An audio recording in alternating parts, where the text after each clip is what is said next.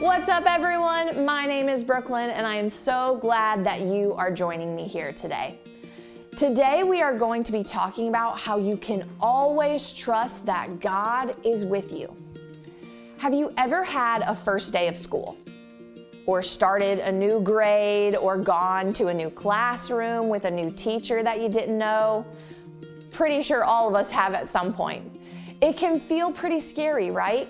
You might not know anyone, you might be worried, what if you mess up? What if I mess up? What if no one talks to me? What if I get lost? Those are real feelings, and God cares about every single one of them. But here's the truth.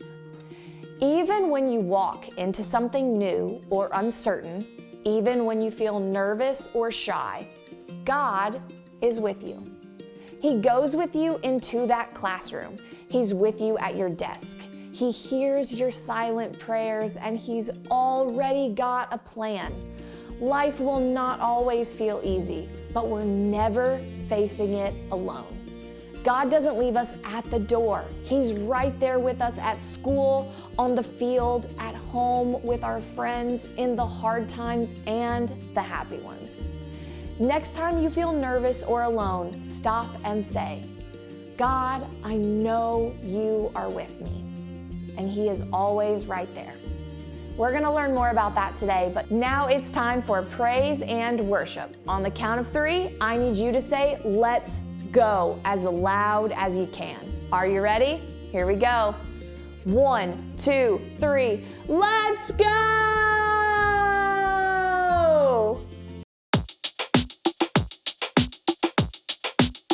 I know that you're right there, always right by my side. You're right there when it's dark. You're my light. You're right there in the day and at night. You're right there. Yeah, no matter what. Thank you, God, you are always there. You're so good, and I know you care. You protect me. You love me. You love me. It may be hard to understand it, but you know just what the plan is, so I can believe without seeing it. Ooh, that you're right there, always right by my side. You're right there when it's dark. You're my light. You're right there in the day and at night. You're right there. Yeah, no matter what. When I'm lost, you show the way. You are with me every day, every place, everywhere. I know that you'll be there. It may be hard to understand it, but you know just what the plan is, so I can believe without seeing it, without seeing it.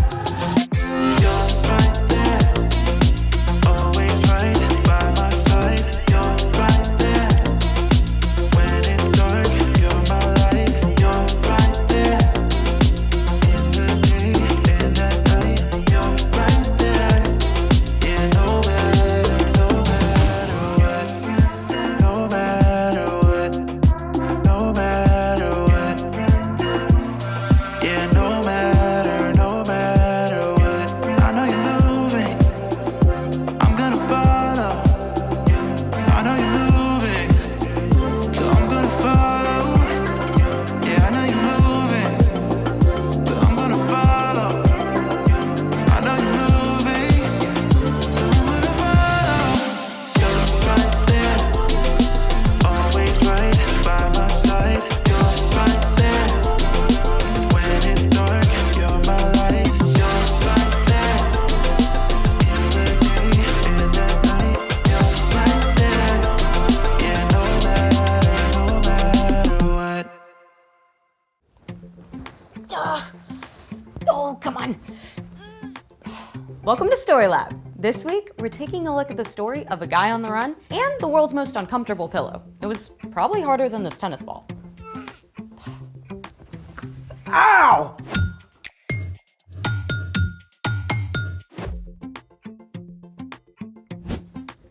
Hey, I'm Sebastian. And I'm Skylar. We're talking about ways we can see God at work in history. And how we can see God at work right now. You do know it's impossible to crush a defenseless tennis ball with your own hands, right? Yeah. And yet, you continue. Well, my grandma watches this old show called The Bionic Woman. See, this girl is in a serious accident, but then she's given all these bionic parts, and she basically turns into a superhero. Who crushes tennis balls? You gotta admit, a bionic arm would be pretty awesome. I mean, we could always build one. Build an actual real-life bionic arm? I mean, more like a robotic hand. Still awesome. Let's make it! Today, we're making a robotic hand. Skylar, but at your service. Focus! For this project, you'll need plastic straws, jumbo straws, craft foam, scissors, a ruler, a pen, yarn or string, and hot glue. Done, done, done, and hold on. Got the pens. Perfect! Step 1, trace your hand on heavy paper or craft foam and cut it out.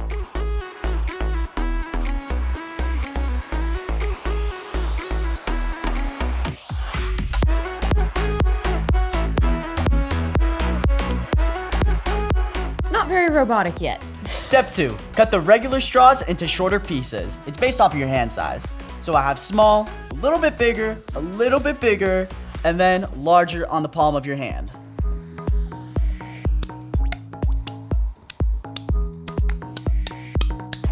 How did I only end up with 6? Check the floor. All right, so you'll need to cut some of the jumbo straws so we can use them for later, for the wrist.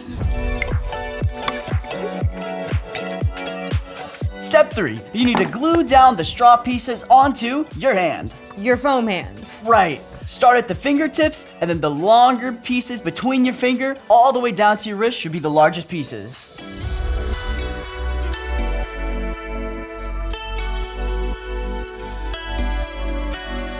You may need to add a few more pieces if your hand is bigger, or take out a few if your hand is smaller. Perfect. When you're finished gluing your pieces, add a piece of the jumbo straw in the middle for your wrist. Ta-da! Time for the string? You know it. Step 4, thread 1 strand of string or yarn through each of the 5 fingers, all the way down through the jumbo straw at the wrist. If you have a hard time threading your string, you could poke it through with a pipe cleaner, or get a grown-up to help you with a large needle. And make sure to glue each string at the fingertip so it doesn't fall out.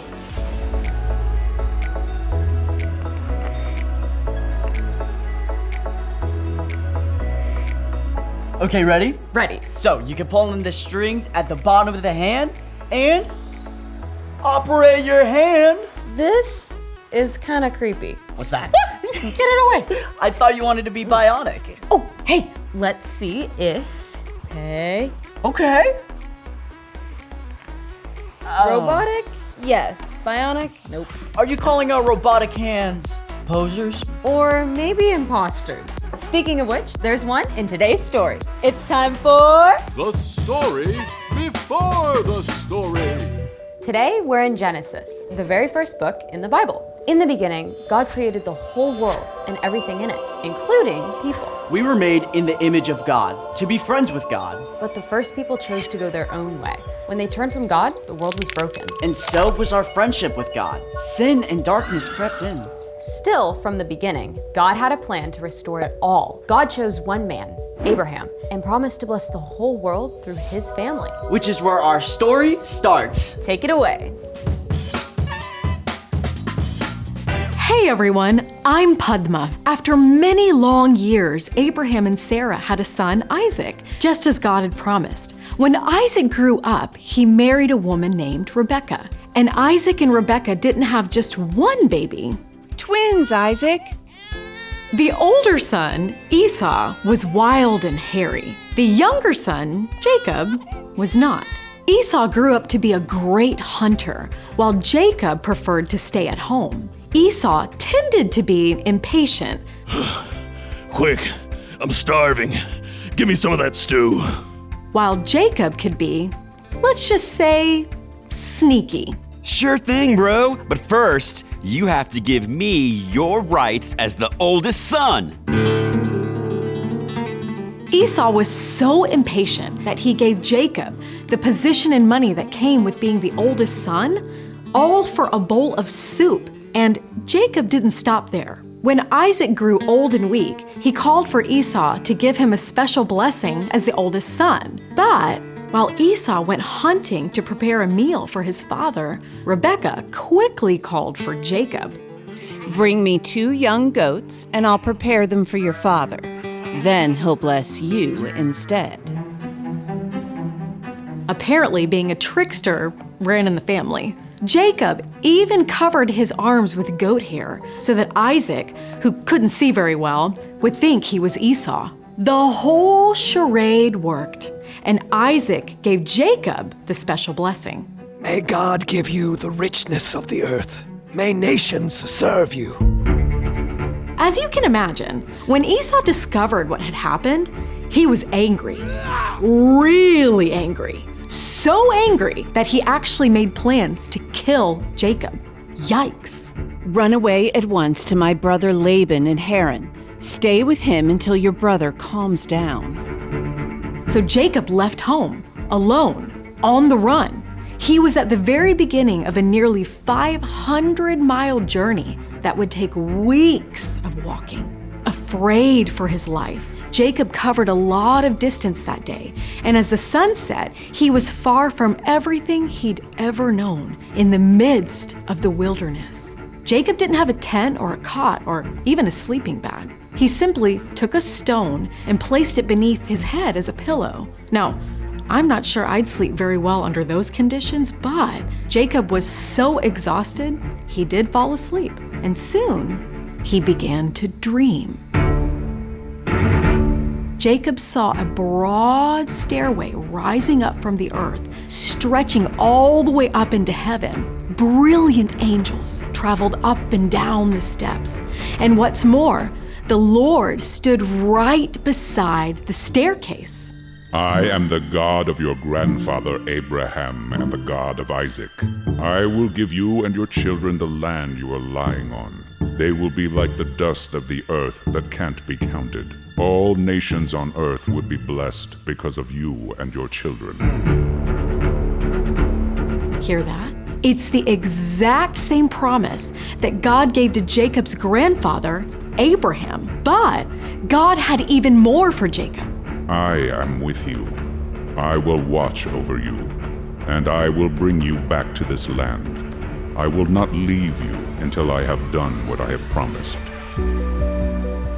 Now, Jacob knew about the one true God that Abraham and Isaac worshipped, but there's no record that Jacob himself had chosen to trust God until this moment. The Lord is surely in this place, and I didn't even know it. Early the next morning, Jacob took his pillow stone and turned it into a sacred stone. He poured oil over it as a sign that God was in that place. This place will be called Bethel. Bethel means house of God. Then Jacob made a promise to God. May God be with me. May He watch over me on this journey. May He do as He has promised so I can return safely home. Then you, Lord, will be my God. Jacob continued on his journey to Haran, where he lived for around 20 years. He married and had children, 13 of them. And eventually, Jacob did return home, just as God had promised. Jacob made many mistakes during his life and did not always trust God, but God was still with Jacob because God can work through anyone. The end. Talk about sibling rivalry. There's no way I would trade anything for a bowl of soup. Don't underestimate what being hangry can do.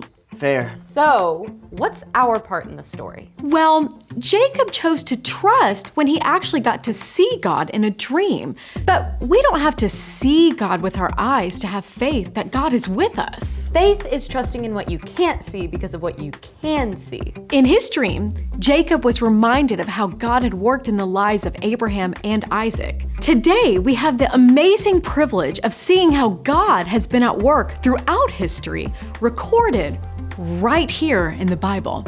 Over and over, we read how God was present with the Israelites. And God sent Jesus to live on earth with us too. Exactly. Then we see how after Jesus returned to heaven, God sent the Holy Spirit to be present with everyone, everywhere, who follows Jesus. I love knowing that even though Jacob made mistakes, A lot of mistakes. God was still with him. That's right.